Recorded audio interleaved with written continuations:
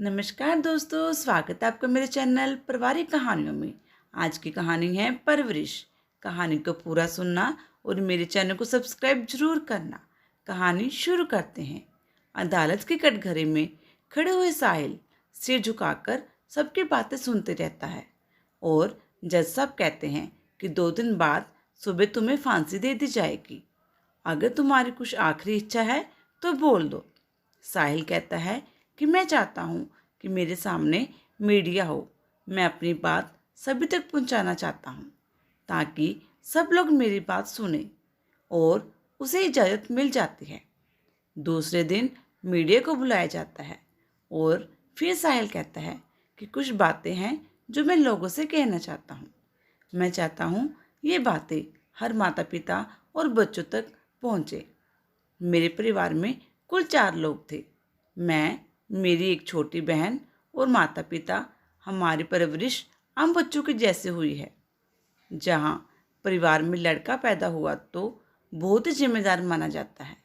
मैं 4 साल का था और मेरी बहन 5 साल की थी, पर अक्सर मुझे ये महसूस कराया जाता था कि वह कमज़ोर है और मैं ताकतवर। जब भी कहीं दुकान पर जाना होता तो मेरी बहन को अकेले नहीं भेजते थे, पर मुझे अकेले भेज दिया जाता था। इससे मुझे लगता था कि मेरी बहन एक कमज़ोर है क्योंकि वो एक लड़की है। बड़े होने के बाद भी उसे कहीं जाना होता तो उसके कपड़ों पर अक्सर बहुत ध्यान दिया जाता था, जैसे कि कपड़े छोटे ना हो, दुपट्टा लिया है या नहीं, इत्यादि। इसलिए मुझे लगता था कि लड़कियों को इस तरह के कपड़े नहीं पहनने चाहिए, क्योंकि मेरी माँ कहती थी कि लड़के का चरित्र उनके कपड़े से जुड़ा होता है। मैं जब 18 वर्ष का हुआ तो अपने आसपास लड़कियों को घूरता और लड़कियों को छेड़ता तो लोग यह कहकर चले जाते थे कि ये तो बिगड़ा हुआ है। स्कूल में अक्सर मुझे आखिरी बेंच पर बैठाया जाता था क्योंकि शिक्षक मुझे पसंद नहीं करते थे। घर पर आता तो पापा मुझे अक्सर डांटते थे और कहते थे लड़का हाथ से निकल गया है। बस इन्हीं माहौल में मैं पला बड़ा था और जब मैं बड़ा हुआ तो मुझे लगता था कि मैं सही हूँ। मैंने कभी खुद को गलत समझा ही नहीं। मुझे कभी महसूस नहीं हुआ कि मैं जो कर रहा हूँ वह गलत है। छोटी छोटी गलतियाँ करते करते मैंने एक बहुत बड़ा जुर्म कर डाला जिसकी इस दुनिया में कोई माफ़ी नहीं है, और उसका जुर्म का नाम है बलात्कार।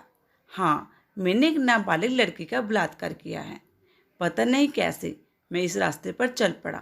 जब मैं उम्र के साथ बड़ा हुआ तो मेरे अंदर लड़कियों के प्रति एक अलग सी चाहत बढ़ने लगी।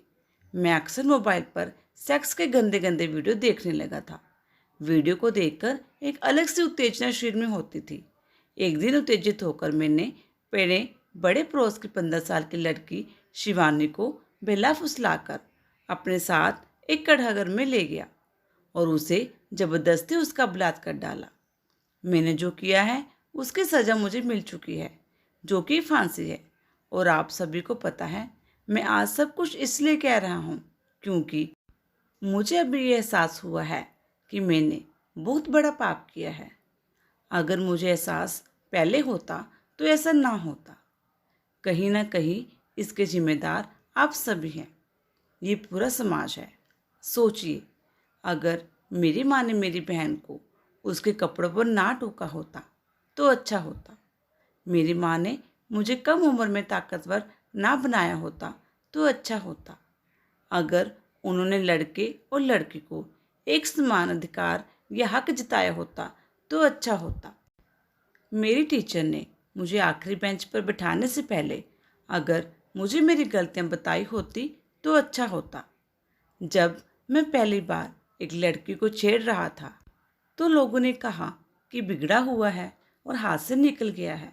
अगर उन्होंने मुझे उस वक्त रोका होता कि बेटा ऐसा करना सही नहीं है, मुझे सही और गलत का फ़र्क बताया होता तो अच्छा होता।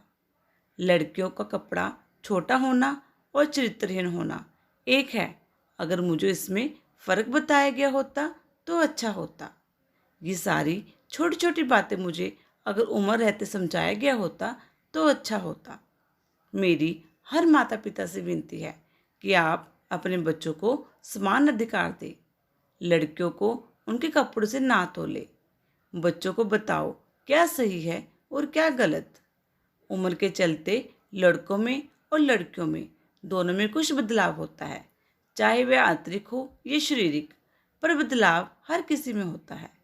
उन्हें सेक्स एजुकेशन देना भी बहुत ज़रूरी है, क्योंकि बच्चों को जब उस चीज़ के बारे में जानकारी होगी तो वैसा ही बर्ताव करेंगे।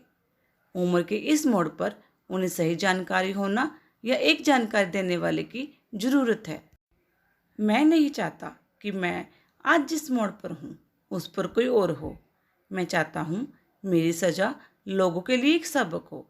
मुझे खुशी है कि मुझे फांसी दी गई है, क्योंकि ये मेरे गुनाहों का प्रायश्चित होगा। बस इससे ज़्यादा मैं कुछ नहीं कहना चाहता। यह कहकर साहिल वहाँ से चला जाता है और दूसरे दिन सुबह उसे फांसी दी जाती है। देखा जाए तो साहिल ने बहुत बड़ी बात कही है कि बच्चों की परवरिश ही उन्हें सही रास्ता दिखाती है, फिर वह लड़का हो या लड़की। माँ बाप होने के नाते हमारा फ़र्ज़ है कि हम उन्हें देश का अच्छा नागरिक बनाएं, जिन पर सभी को गर्व हो। याद रखें, बच्चे पैदा तो सभी करते हैं, पर परवरिश सिर्फ कुछ माँ बाप ही कर पाते हैं। हेलो दोस्तों, आपको ये कहानी कैसे लगी? अगर अच्छी लगी लाइक और कमेंट करके ज़रूर बताना और मेरे चैनल को सब्सक्राइब ज़रूर करना। धन्यवाद।